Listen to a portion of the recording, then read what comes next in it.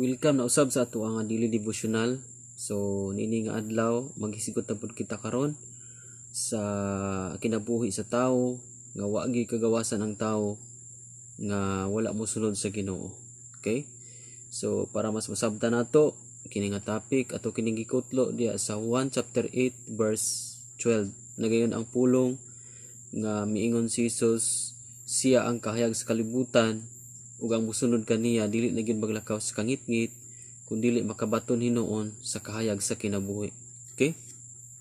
So ang mga tawo nga dili mosunod sa Ginoo wala gyud kagawasan ug wala gyud kahayag. So dili gyud gawason ang tawo nga dili mosunod sa Ginoo. Kay matud pa anang maong bersikulo nga si Jesus mao ang kahayag sa kalibutan.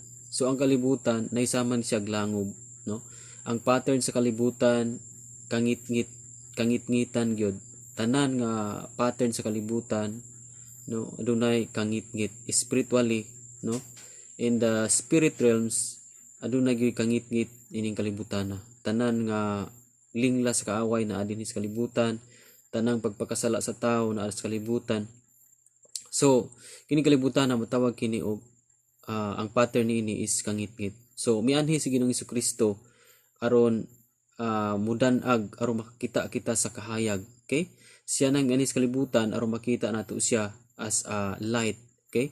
So para nga makakita kita sa dalan pagawas, no? Para makagawas kita kinahanglan nga musunod kita kaniya. Matud pa sa maong bersikulo nga ang musunod kang Kristo dili na gyud maglakaw sa kangitngit. Okay? Kay nganuman nga dili na maglakaw sa kangitngit, nindot kay nang musunod tas kahayag. Kay makita gud nimo ang imong gilaktan. Makita nimo ang dalan. Okay? So kung dili ta mosunod sa kahayag, dili nato makita ang dalan. Okay? So kato mga nakakita sa dalan, naadyoy kagawasan. Munang niyon siya sa Juan 8:32, kung mahibalo kamo sa kamatuoran, ang kamatuoran maghatag niyo kagawasan. And sa Galatia chapter 5 verse 1, iyon dito nga gitagaan na kamo kagawasan ni Kristo.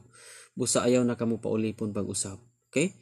So gihatagan na tag kagawasan ni Kristo pinaagi sa pagsunod nato kaniya. Apan kung magpaulipon kita pag-usab, so dili na ta mosunod niya, no?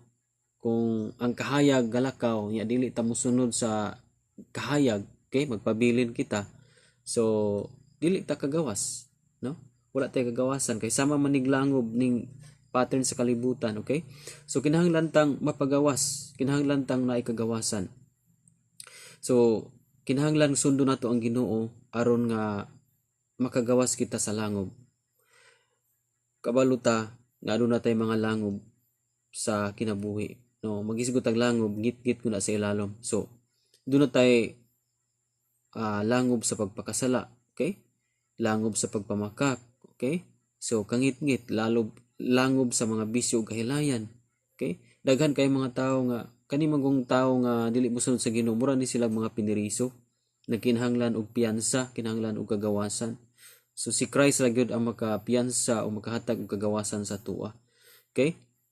Sa atong mga batasan, no? Muratag na preso sa atong mga batasan, dali kay ta mairita, dali kay ta masuko. Okay? Wala tay kabag-uhan sa atong mga kinaiya. So kinahanglan tang makagawas diha.